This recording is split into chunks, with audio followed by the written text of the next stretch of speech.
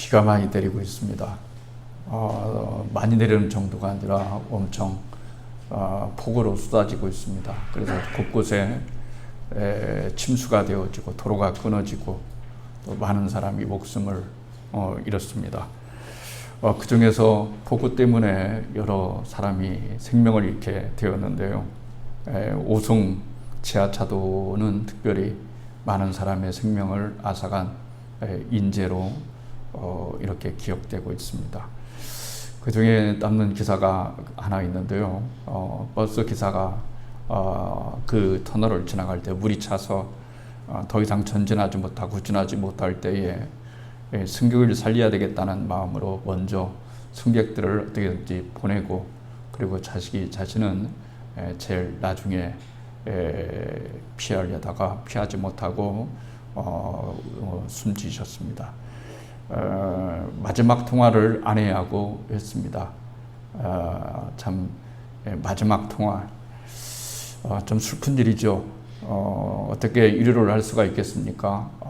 정말 사람의 힘으로는 도저히 이루어할 수 없는 일들이 많이 일어났습니다.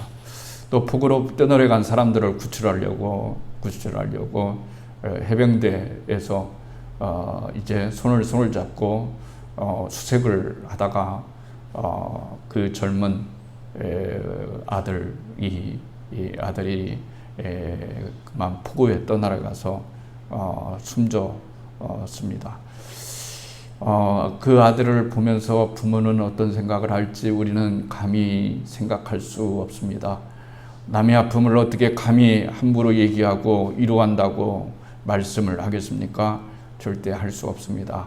또 한편에서는 초등학교 교사가 23살 먹은 교사가 교실에서 자살을 했습니다.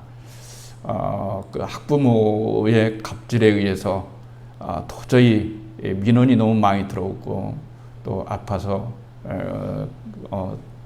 자살을 했습니다. 이렇게 우리는 사회의 곳곳에 이런 아픔을 보고 살아갑니다. 그렇지만 인간의 말로는 이루할 수 없고 인간의 말로는 이해할 수가 없습니다. 그 지점에서 믿음이 필요한 것입니다. 예수가 필요한 겁니다. 왜 예수님이 필요할까? 예수님이 필요한 이유는 바로 그 지점에서 예수님이 필요한 거예요.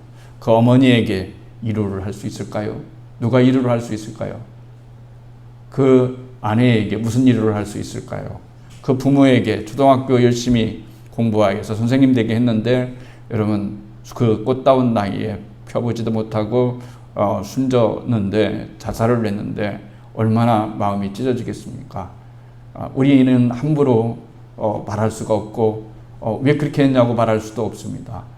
인간 사랑 살아가면서 그런 일들을 우리는 틈틈이 또 숙달되게 많이 경험하고 있습니다. 그런데 왜 예수님이 필요하냐 하는 거죠. 만약에 다시 이것을 이 필름을 이 실상생활을 이 사건을 뒤돌아가서 다시 만나게 할 수 있다면, 다시 얼굴을 볼 수 있다면 문제는 해결되지 않겠습니까? 문제는 죽음이라는 것이 우리하고 다 끝난 이렇게 완전히 절연이 되는 절규가 되는 그런 일이기 때문에 슬픈 거예요. 내 아들이, 내 남편이, 내 자녀가, 내 부모가 돌아가시거나 죽었을 때 슬퍼할 수 있는 이유는, 슬퍼하는 그 이유는 똑같습니다. 다시는 볼 수 없기 때문에 그렇습니다. 그러나 예수님이 왜 필요합니까? 예수님이 필요한 이유는 바로 그 슬픔의 지점에서 다시 만나게 해줄 수 있는 유일한 분이 예수님이기 때문에 그렇습니다. 예수님이 다시 오실 그날 죽었던 모든 자들이 다시 살아날 것입니다. 예수를 믿었던 모든 사람들이 영원한 세계와 생명으로 들어갈 것입니다. 이 땅에 살아가는 것은 정말 짧은 시간입니다. 그리고 정말 예측할 수가 없습니다. 어떻게 예측할 수가 있겠어요? 도저히 우리는 예측할 수가 없습니다. 그렇기 때문에 여러분, 우리가 이 땅에 살아가면서 중요한 것은 구원을 얻는 겁니다. 예수님을 믿는 겁니다. 그 속에 우리의 모든 해결 또 이해가 들어있기 때문에 여러분 그렇습니다. 누구에게 가서 호소를 하겠어요? 호소할 사람이 없잖아요. 해결할 사람이 없잖아요. 그런데 하나님만이 우리의 모든 것을 호소를 들으실 수 있고 유일하게 해결하실 수 있는 분이 하나님이시기 때문에 그렇습니다. 저는 개인적으로 노진준이라고 하는 목사님을 좋아합니다. 아마 유튜브에서도 아마 여러분 본 분이 있을지 모르겠지만 그분의 글이나 설교를 들으면 특별히 책을 읽으면 공감되는 부분이 참 많아요. 이런 훌륭한 목사님이 진실되고 또 이러한 메시지를 전할 수 있는 건전한 분들이 이 땅에 많았으면 참 좋겠다라는 생각을 여러분 합니다. 이분의 이야기 중에 이런 이야기가 있습니다. 이분은 원래부터 소아마비입니다. 소아마비예요. 그런데 이제 미국에 가서 살게 되었는데요. 소아마비 여러분 잘 알죠? 한쪽 다리를 절면서 움직일 수밖에 없고 또 휠체어를 탈 수밖에 없는 그런 상태도 될 수가 여러분 있습니다. 근데 결혼을 하게 되었는데요. 결혼을 할 때 결혼 상대 집안이 너무 좋았다고 그래요.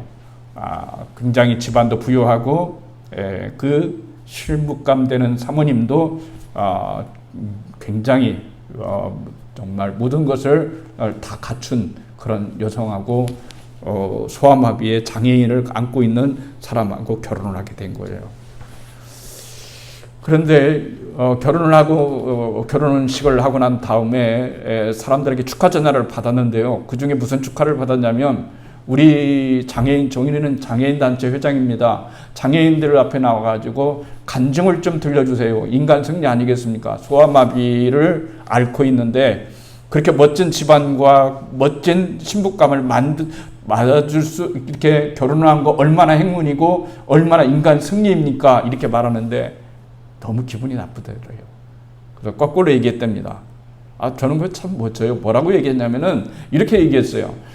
제가 장가를 간 것이 아니라 그 여자분이 제 아내가 시집을 잘 온 겁니다. 그리고 더 이상 간증 안 했다고 그래요. 그게 왜 인간의 승리입니까? 이렇게 반문하는 거예요.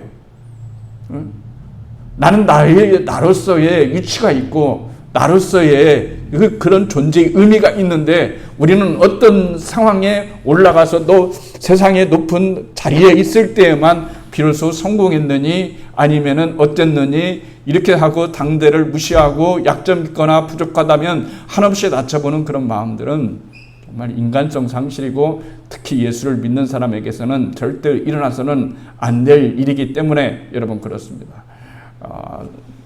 자녀가 셋입니다. 막내를 입양했습니다. 아주 어렸을 때 입양을 했다고 그래요. 그런데 이상하게 잘해주는데 부모로서 잘해주는데 얘가 눈치를 보는 거예요. 아마 어렸을 때 입양했다 하더라도 이 목사님은 이분은 내가 아빠 내들하고 말하지만 나는 진짜 아들이 아니야. 이런 생각을 늘 가졌나 봐요. 그러니까 진짜 아들이 여기서 진짜 아들이 다 똑같은데 표현상 그렇습니다. 진짜 아들이 여러분 장난감을 뺏거나 뭐 하면은 여러분 아빠한테 와가지고 막 울고 떼쓰고 형이 이거 뺏어갔으니까 찾아달라고 막 이러는 것이 아니고 자기 방에 들어가가지고 그냥 한없이 울기만 한대요. 아무나 한없이 울기만 해요. 매일 그런다는 생각, 얘의 성격이 그런 거예요. 눈치 보고 아빠에게 화내지 않고 아빠에게 성내지 않고 아빠에게 따지지 않고 그냥 뭐 하면 뭐 조금 잘해주면은 아이가 미국에 사니까 땡큐 데디 고마워요 감사해요 이런 말밖에 못하고 미안해요 죄송해요 이러니까 아빠가 너무너무나 화가 나는 이 목사님이 너무너무나 화냈어요. 너는 아빠한테 절대적으로 그런 말을 해서는 안 돼. 미안해요 잘못했어요 뭐 괜찮아요 이러지 말고 제발 좀 나한테 와가지고 좀 너무 마음이 아파요. 너 여기 다쳤어요. 너무 힘들어서 고통스러워요. 아빠, 형이 너무너무 나빠요. 나를 너무너무 괴롭혀요. 좀 혼내주세요. 뭐 이렇게 좀 해야 되지 않겠냐라고 여러분 말을 하면서 자기가 하나님과의 관계를 생각해 보았대요. 내가 정말 하나님을 아버지라고 생각했다면 어떻게 해야 되겠어요? 아플 때 하나님께 아프다고 얘기하고 불만 있을 때 하나님께 불만 털어놓는 거 여러분 우리는 어떤 이 강박 컴플렉스를 가지고 있냐면은 모범생 컴플렉스를 가지고 있어요. 모범생 컴플렉스를 가지고 있습니다. 이게 굉장히 무서운 거예요. 제가 용서하시기 바랍니다. 어렸을 때 부모 밑에서 너무 엄하게 자라다 보니까 모범 컴플렉스가 있어요. 그래서 어디 가가지고도 길을 못 펴요. 착하게만 살아야 돼요. 이게 몸이 배이니까 나중에도 이렇게 이런 아버지한테 뭐 불평한다든지 아버지한테 대든다든지 이건 꿈에도 생각하지 못할 거죠. 여러분 그게 좋은 것은 아니잖아요. 그렇죠? 얼마든지 그럴 수 있습니다. 언젠가 제 아들이 만나자고 그래요. 만나자고 그래요. 어디서 만날래요? 그랬더니 교육관이 지금 사무실에서 만나자고 그래요. 그래서 왜 이놈이 만나자고 했을까? 그래서 아무튼 만나자고 하면 집에서 만나야지 왜 특별한 곳에서 아무도 없는 곳에서 둘이 만나줘요. 그래서 만났습니다. 만났는데 아이가 펑펑 우는 거예요. 고등학교 다녔을 때인데 우는 거예요. 그래서 또 왜 울어? 그랬더니 나한테 그런 거예요. 아빠는 아냐고 그런 거예요. 그래서 뭘 알아? 그랬더니 목사의 아들로 살아가는 것이 얼마나 힘들고 얼마나 괴로운지를 아느냐고 물은 거예요. 따지는 거예요. 그때는 이 녀석이 철이 안 들어서 그러는가 했더니 세월이 지나니까 이 목사님 얘기 들으니까 내가 아빠 봤구나. 아들은 아빠한테 그런 얘기 할 수 있어야 되겠구나. 내가 얼마나 힘든지. 우리는 언제나 그러잖아요. 모범생이어야 되잖아요. 하나님께 한 번도 불평하지 않았던 거. 하나님 어떠한 일이 있어도 하나님 나는 견뎠어요. 나는 정말로 잘 참았어요. 나는 참 이거 자랑하는 것이 아니고 내가 정말로 힘들고 아팠을 때는 아버지 앞에 가서 아버지 나 힘들어요. 막 이런 거예요. 그런 거죠. 그렇으니까 여러분 함부로 위로하려고 하지 마세요. 집사님 믿음이 떨어져서 그래. 기도해. 왜 그래? 이거 도움이 되겠어요? 여러분? 괜찮아. 아버지니까 우리 나가서 아버지께 얘기하는 거지 않겠어요? 그러니까 우리는 언제나 생각할 때 하나님께 불평하고 하나님 원망하고 하나님께 어떤 말을 했을 때 그 사람이 믿음이 없는 것처럼 이렇게 생각하지 말라는 거예요. 믿음이 없어서 그런 것이 아니라 진짜 믿음이 있기 때문에 불평하는 거예요. 내 아버지라고 정말로 그렇게 믿으니까 여러분 그렇게 얘기할 수 있는 것이란 말입니다. 그러니까 저같이 사는 것은 별로 옳다라고 생각하지 않아요. 저는 원래 태생이 그렇기 때문에 하나님을 믿으면서도 그런 방식으로 믿는 거예요. 그런 방식으로. 그러니까 이게 꼭 옳은 것이다라고 절대로 말을 할 수가 여러분 없는 거예요. 그런데 오늘 이야기 여러분 있잖아요. 굉장히 은혜스러운 이야기입니다. 저 이야기 굉장히 좋아합니다. 우리가 여러 가지 얘기도 좋아하지만 이 주님께서 이 본문의 이야기를 하셨을 때 이 본문에 들어있는 엄청난 그런 놀라운 교훈과 주님의 마음과 아버지의 마음을 읽을 수 있는 내용이 오늘 이 본문이라고 말할 수가 있어요. 오늘 읽었던 이 본문은 바로 우리가 아는 것처럼 그런 내용이죠. 오늘 읽었던 것처럼 뭐냐면은 한 주인이 있었어요. 근데 이 주인은 포도원을 가꾸었어요. 그리고 포도원을 가꾸고 청지기를 두었어요. 청지기를 여러분 둔 거예요. 그래서 이렇게 말씀을 청지기를 두었는데 이 주인이 이제 매년마다 가가지고 이 포도원에 무화과나무를 하나 심었어요. 그래서 관심 많이 갖잖아요. 다 포도나무인데 한 그루만 무화과나무라면 독특하게 보이지 않겠어요? 그리고 또 뭔가 주인의 있잖아요. 우리도 마찬가지잖아요. 다 어떤 걸 똑같이 했는데 특별하게 어떤 하나를 좋게 여길 수가 있는 거죠. 주인이 이 무화과나무를 굉장히 좋게 생각을 했어요. 그래서 이 무화과나무에게 관심이 많았어요. 그래서 매년마다 갔어요. 가서 열매 맺은 것인가, 열매를 맺은 것인가, 안 맺은 것인가. 이렇게 가서 보면은 열매가 안 맺은 거예요. 첫째 해도 갔는데 둘째 해는 열매를 맺겠지 그랬어요. 안 맺는 거예요. 그러면 3년을 지났어요. 이제는 3년 정도 됐으니까 열매를 맺겠지 했는데 열매를 맺지 않는 거예요. 그러니까 주인이 화가 났어요. 왜 화가 났을까요? 열매를 맺지를 못하는 이 나무는 존재의 의미가 없다라고 이렇게 생각하면서 이 주인이 여러분 도끼로 찍어버려라. 차라리 없애는 것이 훨씬 더 낫겠다. 다른 나무 심자. 그 다리만 차지한다. 없애버리겠다. 없애버리자. 라고 이렇게 했어요. 근데 청지기가 딱 들어서서 이렇게 말하는 거예요. 주인님, 그렇게 하지 마세요. 절대로 그렇게 찍지 마시고 한 번만 더 기회를 주세요. 그러면서 뭐라고 얘기했냐면은 오늘 본문의 중요한 얘기는 거름이에요. 이 이야기를 걸음 이야기라고 말하고 싶어요.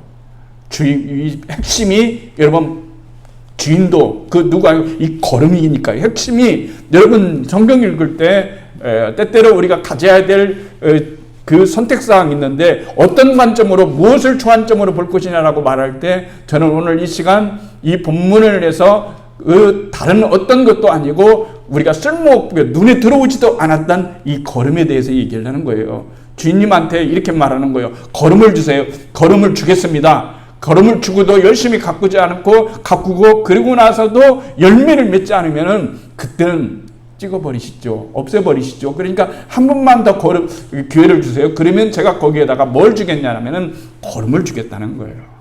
걸음 맞죠? 지금은 냄새나지도 별로 냄새나지도 않고 좋은 걸음이 있지만 옛날의 걸음은 여러분 좋은 거겠어요. 걸음 냄새 지독하지 않아요. 말이 이쁘다고 아무튼 단어를 만들어낼 때 최상의 단어로 만들어서 걸음이지 쉽게 말하면 인간의 퇴적물들입니다.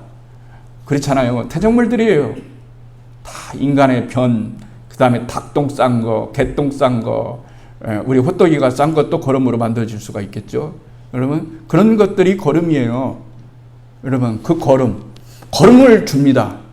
이 나무에다가 걸음을 줍니다. 오래됐으면 바꾸죠. 화분갈이 해야 되겠죠. 걸음을 다시 준다는 의미라고 말을 할 수가 있어요. 그런데 걸음을 줄 때 여러분 막 설레는 거 봤습니까? 오늘 걸음 주러 가야 되겠다. 막 설레. 이런 사람 별로 없습니다. 왜 설레지 않을까요? 이 걸음은 즉각적으로 반응을 못 나타내기 때문에 그런 거예요. 걸음은 기다림입니다. 걸음은 느림입니다. 걸음은 느림이에요. 걸음을 아무리 준다고 한다 할지라도 이 걸음을 주면 내일 아침에는 막 열매를 주렁주렁 열릴 거야. 이거 아닙니다. 언제 걸음을 얼마만큼 줘야 될지도 모르고 그리고 얼마나 자라날지도 모르기 때문에 걸음은 우리가 생각하는 것보다 훨씬 더 좋은 단어가 여러분 아닙니다. 오늘날과 같은 여러분 패스트 시대에는 모든 것들이 다 빨라야 됩니다. 정보 빨리 해야 됩니다. 조금이라도 늦으면 여러분 이 세상 살아갈 수가 없어요. 누가 빠르게 예측하고 판단해서 선점을 하느냐에 따라서 이것이 있기 때문에 느림, 걸음 이거 별로 좋아하지 않습니다. 그런데 주님께서는 느림을 좋아하십니다. 우리는 빠른 걸 빠르게 해석하면 됩니다. 하면 됩니다. 여러분 간단한 해결은 뭘까요? 잘라버리는 겁니다. 여러분 잘라버리는 거예요. 여러분 직장생활 할 때 그러잖아요. 뭐 할 때 마음에 안 들면 잘라버려. 얼마나 좋아요. 그냥 잘라버리면 되는 거예요. 사장님 그 아무개가 말이죠. 열심히 아주 그러면 잘라버려. 뭐 이러면 끝나는 겁니다. 그 주인이 그랬어요. 그냥 잘라버려 이랬습니다. 근데 딱 막아서는 거예요. 주인 앞에 청지기가 딱 막아서는 거예요. 그러면서 아닙니다 라고 하는 거죠. 자르지 마십시오 라고 하는 거죠. 어떻게 하는 겁니까? 걸음을 주고 다시 보살피겠습니다 이렇게 말하는 겁니다. 이게 생명과 열매를 맺을 수 있도록 걸음을 주겠다라고 하는 거예요. 무슨 말인지 아세요? 앞서가지 말자는 거예요. 어떤 생각을 어떤 결정을 내 마음대로 하지 말라는 거예요. 화가 나고 분노스럽고 어떤 일이 있을 때 그 가능성을 언제나 이 무화과나무가 다시 열매를 맺을 수 있는 그 가능성을 가지라는 거예요. 그 가능성을 붙잡으라는 얘기예요. 하나님보다 앞서가면 안 된다는 얘기예요. 내가 보니까 뭐 이러고 저러고 내 판단 다 이런 자기 사람의 좋은 자기 사람의 옳은 소견대로 생각하는 것이지 주님의 관점으로 주님의 눈으로 주님의 심장으로 이렇게 바라보면서 어떤 일을 기다리는 그런 마음이 너무나 없다는 거예요. 오늘날처럼 빠른 시대에는 기다리는 사람이 멍청한 거예요. 그러나 기다리는 것처럼 풍성한 게 없습니다. 기다리는 거예요. 주님은 일하시지만 기다리십니다. 주님은 말씀하시지만 때로는 침묵하십니다. 그렇잖아요. 주님이 없는 것처럼 느껴지잖아요. 그래서 우리는 언제나 우리가 좀 기다릴 수 있는 그런 마음이 너무 필요해요. 어떤 그림을 봤는데요. 이런 그림이 있어요. 뭐냐면 인내에 대해서 얘기하는데요. 인내를 못하는 사람이 있어요. 그래서 인내를 달라고 기도했어요. 하나님 제발 제게 인내를 주세요. 저는 왜 못 참을까요? 인내를 주세요. 주실 줄로 믿습니다. 근데 그 다음 단어가 중요해요. 빨리 죽시 지금 주세요. 인내를 달라고 해놓고요. 빨리 죽시 지금 주세요. 이게 앞뒤가 안 맞잖아요. 우리가 인생을 살면서 얼마나 여러분 이 기다림에 대해서 느림에 대해서 너무나 가치없게 여기는가 이렇게 생각할 때가 많이 있습니다.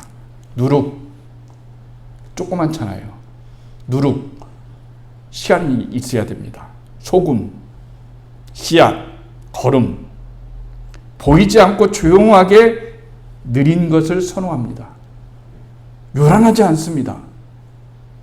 조용하지만 기다리면서 이것이 활동할 수 있도록 아무것도 아닌 것처럼 작은 것처럼 느껴지지만 그 속에 하나님의 놀라운 섭리와 은혜가 있다는 것을 여러분 알아야 됩니다. 거름은 쓰레기입니다. 쓰레기를 모아서 거름으로 만들었을 뿐입니다. 그렇기 때문에 우리가 해야 될 건 뭘까요? 주님은 쓰레기 같은 우리 인생의 퇴적물들을 사용해서 성장하고 열매를 맺게 하신다라고 하는 것을 생각해 봐야 됩니다. 이 거름을 통해서 생각할 때 중요한 것은 뭐냐면 이 거름이 수십억짜리 수백만 원짜리 좋은 걸로 이루어진 것이 아니라 인간의 쓸모없는 퇴적물로 이루어졌다. 이 거름이 그렇게 거름이 돼서 한 나무를 살리고 부활시키고 열매를 맺고 자라게 하는 이 놀라운 역사가 있는 것처럼 하나님은 언제나 우리를 기다리시면서 우리 인생에 쌓였던 퇴적물들 때로는 좋은 일도 많이 있고 또 장점도 많이 있고 선을 행한 것도 많이 있지만 하나님 앞에서 실수하고 잘못하고 온전하지 못했던 우리의 죄성과 우리의 악과 우리의 그 모든 것까지도 하나님은 모아서 그것을 거름으로 만들어서 우리 인생에 열매를 맺게 하시는 하나님의 놀라운 섭리가 바로 이 거름 이야기 속에 교훈 속에 담겨져 있다는 얘기예요. 그러니 얼마나 여러분 중요합니까? 너는 쓰레기야. 이렇게 함부로 얘기하지 말라는 얘기죠. 내 자신을 그렇게 바라보지 말라는 얘기죠. 친구하고 연락을 했어요. 전화를 닿는데 동문회를 갔다 왔다고 저는 참가를 안 했습니다. 동문회를 참가 안 했습니다. 어느 곳에서 했는데요. 가서 저녁을 먹고 동문회를 하는데 동문회의 초점은 그 학교에 감리교 진학대학에 기숙사가 오래돼서 가구가 다 망가져서 그 가구를 너무 헐어서 교체해 주자. 그래서 방 하나를 교체해 주는 게 350만 원이 드는데 동문회장이 그것을 독려하면서 이렇게 하는 거예요. 그래서 이제 밥 먹으러 갔다는 얘기죠. 참가하러 갔어요. 그런데 앞에서 맞이하는 이게 참 부끄러운 얘기인데 용서하시기 바랍니다. 맞이하는데 그런 거예요. 큰 교회 목사들은 이쪽 친히 인도하고 이름 없고 작은 목사들은 작은 교회를 담임하는 목사들은 그냥 빈자리 가서 앉도록 했다는 거예요. 그러니까 자기가 이게 마음이 기분이 나빠서 야 정말 초라해지더라는 거예요. 자기가 너무 초라해지다는 얘기예요. 그래서 내가 얘기를 했습니다. 네 나이가 몇인데 60이 넘었는데 그 친구는 저보다 한 살이 많습니다. 네 나이가 60이 넘었는데 지금도 그런 생각을 하고 있니?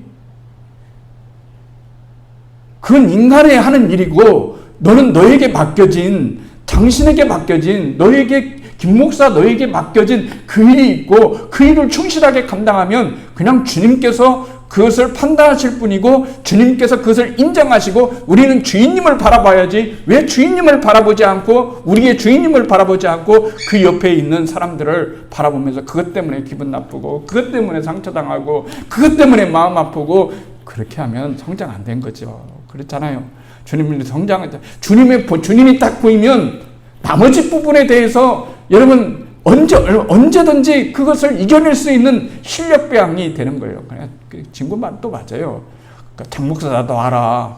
그런데 실제 당해보니 왜 이렇게 안 되지? 실제로 당해보니 왜 이렇게 안 되지? 뭐 이런 거예요. 그런 겁니다. 그러면 서두르지 않아요. 우리는 주님을 기다리는 명령을 반복해서 받습니다. 언어는 말이죠, 두 가지입니다. 언어가 한 가지라고 생각하는데 언어는 두 가지예요. 언어는 말하는 것, 그렇죠? 언어는 말하는 거예요. 또 하나는 뭘까요? 언어는 침묵하는 겁니다. 이 두 가지가 언어예요. 우리는 언어라고 할 때 말하는 거예요. 저 사람 말 잘해. 어쩜 저렇게 말을 잘하지? 왜 이렇게 이러지? 이런데 말을 하는 그런 것이 그 말이 여러분 언어이기도 하지만 또 하나의 언어는 뭐냐면 침묵인 거예요. 침묵. 듣는 겁니다. 하나님의 소리를 듣는 거예요. 우리는 말하는 기도만 익숙해 있지 하나님의 소리를 듣는 기도에 익숙하지를 못해요. 그런데 여러분 그렇잖아요. 우리 와가지고 막 열심히 딱 기도하고 어느 때는 막 그런 경우도 있잖아요. 여러분 그걸 나쁘다고 얘기하는 것이 아니라 방향을 좀 바꿔보면 어떻겠냐는 거예요. 막 열심히 막 기도하고 막 열창 기도하고 난 다음에 갑자기 벌떡 일어나서 나가버려요. 그건 뭐가 똑같냐면 자기 얘기만 팍 하면 알았지? 그리고 거기서 빽매고 가는 거나 마찬가지예요.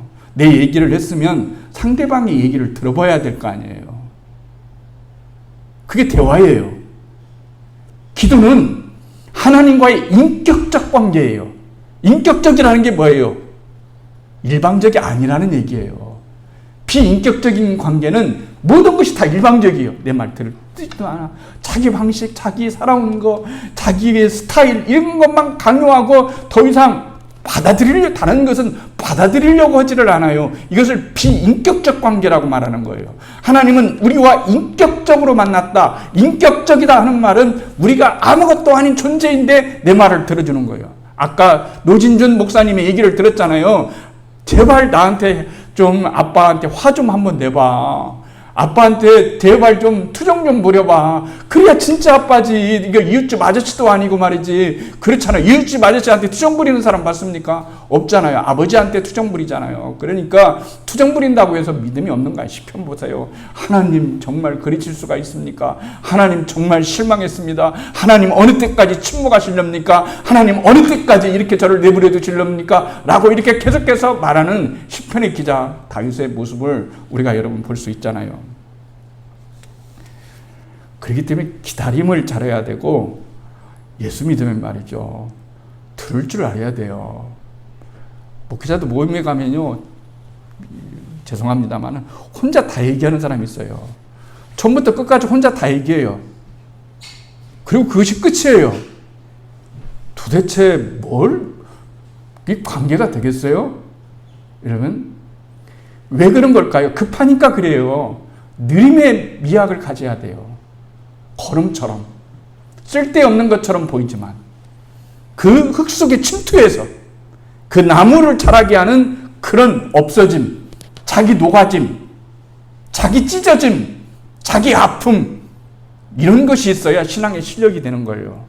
근데 우리나라는 말이죠. 이게 가르침이 잘못돼서 예수 믿으면 찢어짐도 없어야 되고 뭐 아픔도 없어야 되고 우리 교회 나오면은 아픔도 없고 뭐하고 이런 데에 여러분 아직도 교회 설교에 타십니까? 그런 가짜예요? 저는 노진준 목사님이 여러분 솔직해서 참 좋아요. 목사로서 어떻게 보면 믿음 없는 것처럼 말을 하잖아요. 그런데 그게 진짜예요, 사실. 여러분 그런 게 진짜예요. 말씀은 마약이 아닙니다. 오늘 여러분 마약 맞으러 오셨어요? 허리 통증 아파 죽겠는데 기분이 안 좋은데 말씀이라고 하는 마약 먹고 오늘도 가서 이겨내야지. 말씀은 진통제도 아니고 말씀은 마약도 아니고 진통제도 아니에요. 말씀은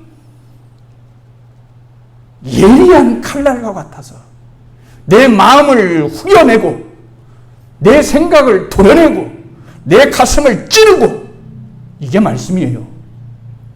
수술되는 거예요. 그렇구나. 내가 걸음을 우습게 봤구나. 주님이 말씀하실 때 걸음을 주인공 삼았구나. 나는 걸음인가? 나는 걸음인가? 내 인생을 걸음으로 보는 것과 쓸모없는 퇴적물로 보는 것과는 다른 거예요. 다른 사람을 걸음으로 볼 것이냐 퇴적물로 볼 것이냐 하는 것도 여러분 다른 거예요. 그렇기 때문에 이 걸음 이야기는 우리가 인생을 살아가면서 여러분 가져야 될 중요한 신앙적 토대를, 본질을 우리들에게 말씀해 주시고 있는 겁니다. 이 비유는 일주일 후에 예수님께서 말씀하신 것과 똑같아요. 일주일 후에 돌아가셨어요. 이 말씀하시고. 의미가 있지 않겠어요? 제가 여러분 불러서 얘기를 하고 일주일 후에 죽었다고 합시다.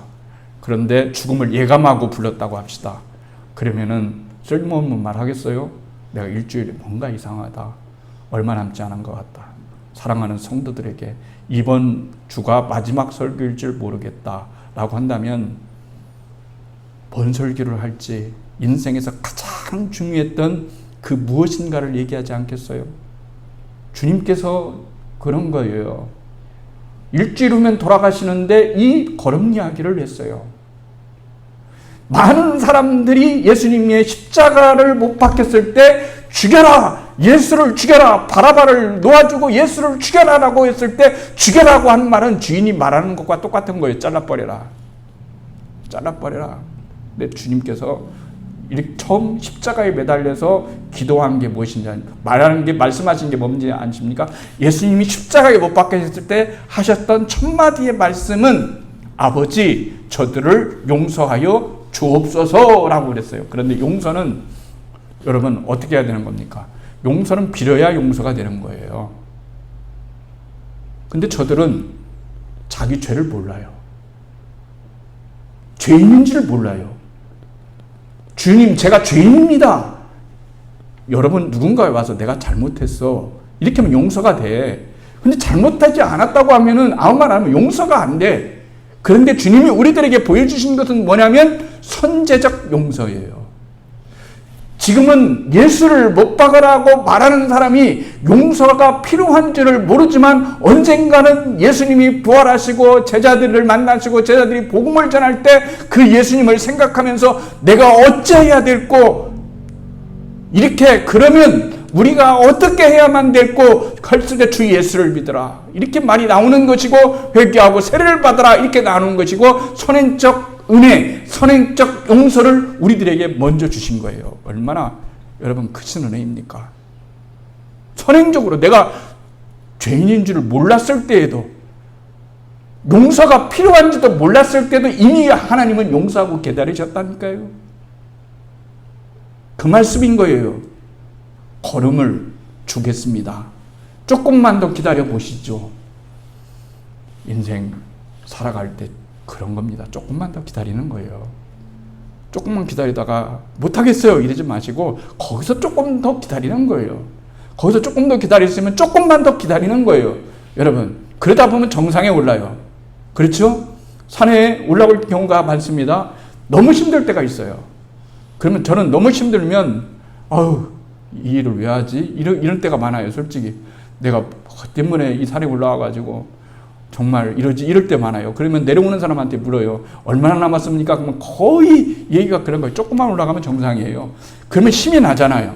그래서 조금만 올라갔어요. 근데 정상이 또 안 나와요. 그럼 좀 가다가 또 물어요. 얼마만큼 가야 정상입니까? 아 이제 다 왔어요. 조금만 가면 돼요. 이래서 또 힘내서 가는 거예요. 그러다 보면 정상은 나오게 돼 있잖아요. 여러분 하나님이 이렇게 말씀하셨어요.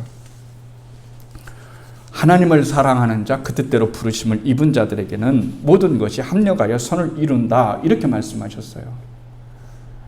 내가 하나님보다 앞서가서 실망할까 두렵습니다. 내가 하나님보다 앞서가서 잘라버려라. 자르는 건 쉬워요. 키우는 건 어렵습니다. 자르는 거 뭐가 어렵습니까? 자르는 건 쉽습니다. 그러나 키우는 건 어렵습니다. 세우는 건 굉장히 여러분 어렵습니다. 하나님은 오늘 이 걸음 이야기에서 우리가 생각해야 되는 건 뭐냐면 절대로 하나님보다 앞서가려고 하지를 말아라 하는 거예요. 다른 사람을 다른 우리에게 평겨지는 일들을 스스로 여러분 하나님인 척 잘라버리는 일이 없도록 해야 되는 거예요. 걸음을 줘야 됩니다. 걸음은 우리의 기도가 걸음이 될 수도 있지만 인생의 고통과 아픔과 우리의 모든 문제가 걸음이 될 수 있어요. 그런데 하나님은 그것을 걸음으로 만드셔서 로마서에 나와 있는 바울의 표현에 따르면 어떤 문맥과 일치하냐면 하나님을 사랑하는 자, 곧 그 뜻대로 부르심을 입은 자들은 모든 것이 합력하여 선을 이룬다 그런 거예요. 모든 것, 거기는 태정물도 들어있고 걸음도 들어있고 기도도 들어있고 소망도 믿음도 사랑도 들어있고 미움도 들어있고 정말 악함도 들어있고 죄도 들어있고 다 들어있지만 하나님은 그것을 걸음 삼아서, 그렇죠, 걸음 삼아서 걸음으로 만들어서 그것을 심어놓고 그것을 걸음을 영양분 삼게 해서 열매를 맺게 하시는 하나님의 위대성을 믿어야 되는 거예요. 하나님은 위대하십니다. 그래서 위대한 거예요. 우리가 위대하고 강하신 우리 주 하나님 이렇게 찬양은 잘하는데 하나님의 위대하심을 정말로 믿고 살아가면 그 노래가 얼마나 진짜 위대하고 강하신 주님이라고 여러분 찬송이 나오고 있는, 그것을 가르쳐서 진짜 찬송 리얼이라고 하는 거예요. 리얼. 그렇지 않고 말이죠, 위대하신 것을 한 번도 느껴본 적이 없기 때문에 막 위대하신지 뭐 하신지 모르겠어요, 이렇게 되는 거죠. 위대하시기는커녕 정말 내 심이 힘들어 죽겠는데 위대하신 것이 어디 있냐라고 말하지 마시고 하나님은 지금도 기다리신다. 하나님이 기다리시니 나도 기다리신다. 우리에게는 소망이 있다. 하나님이 내 자녀를, 내 가정을, 모든 아픔과 모든 것들을, 태정물들을 걸음 삼아서 열매를 맺게 하시는 하나님의 위대하심을 기대하는 것이 믿음이고 신앙의 실력이라는 것을 여러분 알아야 되는 거예요. 하나님의 선행적 은총, 선행적 용서, 걸음맵 이야기 속에 여러분 들어있습니다. 걸음 이야기, 이 이야기 속에서 여러분이 많은 것들을 캐냈으면 참 좋겠습니다. 걸음, 우습게 봤는데 정말 걸음, 주님 중요하게 여기셨구나. 이 태정물들을 부활의 물질로 삼으셨구나. 살릴 수 있는 물질로 삼으셨구나. 그러니 내 인생에 아무리 아픈 것이라도, 아무리 힘들고 아무리 고통스러운 것이고 아무리 좋은 것이라도 주님은 그것을 잘 섞어서 인생에 충분하게 필요한 걸음을 만들어서 내 인생에 귀한 은혜의 열매를 맺게 하시고 영생의 열매를 맺게 하시고 구원의 열매를 맺게 하시고 축복의 열매를 맺게 하시는 하나님의 위대한 이 걸음이 바로 우리들의 이야기라는 사실을 기억하면서 한 주간도 승리하시는 우리가 되기를 주님의 이름으로 축복합니다.